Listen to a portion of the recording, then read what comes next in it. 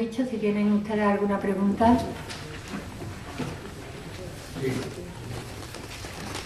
Primero, dar las gracias por la exposición, me ha interesado mucho, en muchas cosas. Pero hay dos cosas de tipo formal que me han llamado. La pregunta es muy interesante, pero que en realidad es muy interesante.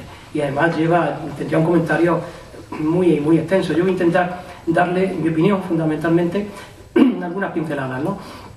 Efectivamente, claro, yo he apuntado, usted ahora ha recogido muy bien el español, ¿verdad? Yo he apuntado ahí ese SIT, porque a mí ese SIT me resulta muy curioso, muy interesante. Igual que usted lo que comenta de Sic Terra Levis, esta fórmula típica, y que es la más conocida y de la que hemos hablado también. Resulta muy interesante. Claro, los estudiosos no le habrán dado datos porque si queremos hablar de rigor no podemos salirnos de aquello que pueda ser demostrado fehacientemente. Pero ya que usted me pregunta, y aquí digamos estamos ya fuera de la exposición, a mí me gustaría darle mi opinión, una opinión que evidentemente bueno, pues viene de la experiencia y del conocimiento de la familia Arnea en general y de un poco del ambiente en el que se está desarrollando todo esto, pero que no se puede contrastar con los datos y por lo tanto no puede ser afirmado de forma científica. A mí me resulta muy interesante ese sitio. Claro, no se puede demostrar que Lucio Anneo Séneca esté detrás de ese SIT, o quizás su padre, pero sí algún miembro de la familia Arnea que todo o en general tenía una formación intelectual de primer orden.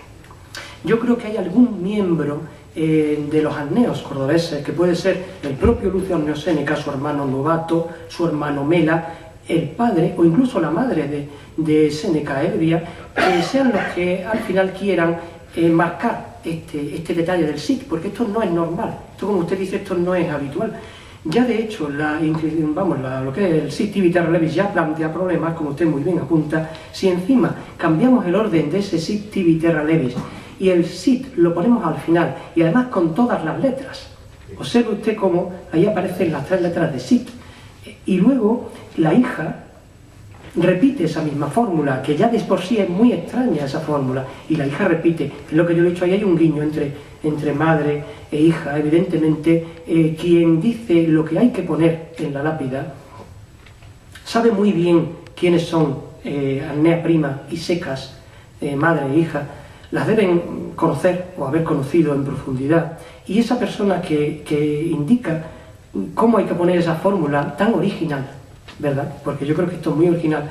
Esa persona tiene que ser alguien de la familia Arnea, alguien con una cultura interesante. Observe usted, por ejemplo, cuando hemos hablado de Lucio Anneo Séneca, de Verborum y de Berberibus, ese juego de palabras, ese jugar con el lenguaje, porque Séneca está considerado un filósofo, es un filósofo fabuloso, un estoico, el pensamiento, su postura ante la esclavitud no puede ser más original ni más lúcida.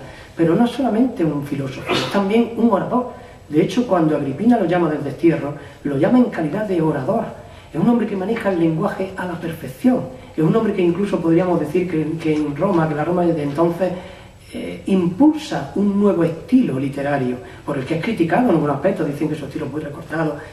Es un estilista, es un intelectual, es hasta un científico porque escribió también libros sobre historias naturales, y etnógrafo porque se escribió, aprovechando que estaba en Egipto, escribió una etnografía sobre los egipcios que se ha perdido. Es un intelectual tipo Renacimiento, tipo Aristóteles, es un hombre de una categoría indudable. Quizás no tuvo que ser él personalmente el que dijo vamos a jugar con el lenguaje, incluso aquí en un epigrama, en un epitafio, ¿no? Pero sí quizá algún miembro de su familia, un hermano, su madre, su padre o cualquier personaje cercano a la familia con este nivel cultural. Esto no se puede justificar científicamente, pero yo creo que hay ciertas evidencias que por probables y por lógica, por el sentido común, podemos afirmar, ¿no? Y esta es una de ellas. Pero hay otras tendencias, por ejemplo, que sepan, no hay los parangones en la métrica o la saga. El SIT no lo he visto yo en otras inscripciones, yo no lo he visto. Esto habría que documentarse, habría que buscar el fil y buscar en todos los epígrafes, pero yo es la primera que veo con el cambio y con el verbo al final y con todas las letras. Pero vamos, esto... La otra pregunta sí cae un poco el sexo de las flores, porque nada, es el hecho de que en itálica no se vea, pero de verdad yo he recorrido lo mismo. 40 museos arqueológicos. Puede ser. Eso me gustaría más. Es probable también, De una mujer inteligente y culta, Claro, me claro. cuadra más. Es probable. Y luego el hecho de que la hija que muere, como mínimo... Y a su hija también. Claro, posiblemente lo dijera para ella y para sus o descendientes. que alguien tomara la decisión hembra. de repetir ese Claro. epitafio en el mismo tono en el que está la madre.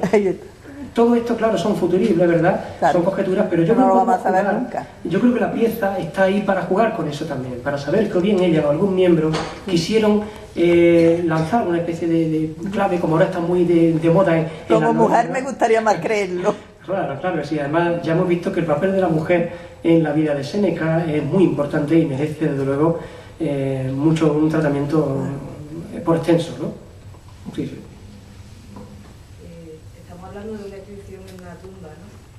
Entonces no tengo muy claro qué diferencia había entre a quién se inhumaba y a quién se incineraba en Roma. O si es por época o qué tipo de criterios se seguían a la hora de... Bueno, eso sin duda no la podría responder mejor que yo, pero vamos, responderlo muy brevemente. Normalmente la incineración es lo típico romano.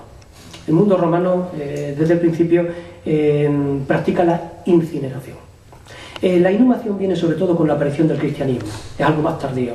Digamos que sobre todo el siglo II, III en adelante, es la inhumación, que viene, como usted sabe, de inhumus, que es meter en el humus, es decir, enterrar. Tiene algo que ver con el sentido religioso de la resurrección de los muertos y tal, con el mismo cuerpo, ¿verdad? Porque según el dogma católico, la resurrección de los muertos, digamos que con el cuerpo, entonces, por tanto, no se incinera, por ese precepto religioso, a partir sobre todo del cristianismo, no se incinera, aunque esto es como todo, depende de modas y gustos, pero normalmente, grosso modo, podemos decir que la incineración pertenece más al mundo antiguo y la inhumación más al mundo cristiano. Que un inciso que, como bien ha dicho Alberto antes, no podemos saber esta inscripción de qué tipo de tumba viene, puesto que se encontró reutilizada en otra estructura. O sea que tampoco sabemos que es una inscripción funeraria, evidentemente, pero no. Posiblemente por la época a la que pertenece sí sería una incineración, como él ha dicho, pero no lo sabemos. ¿Qué otra reutilización se encontró? ¿Cómo qué otra cosa se fue? La pieza que tenemos, el bloque, se encontró en un muro y se estaba usando como contrapeso para cerrar una puerta de doble hoja. Sí, simplemente un bloque de piedra que está muy bien, falta la esquina superior derecha, pero cumplía la función simplemente de refuerzo en una puerta de doble hoja, en este inmueble ahí en el Brillante, que es donde se encontró.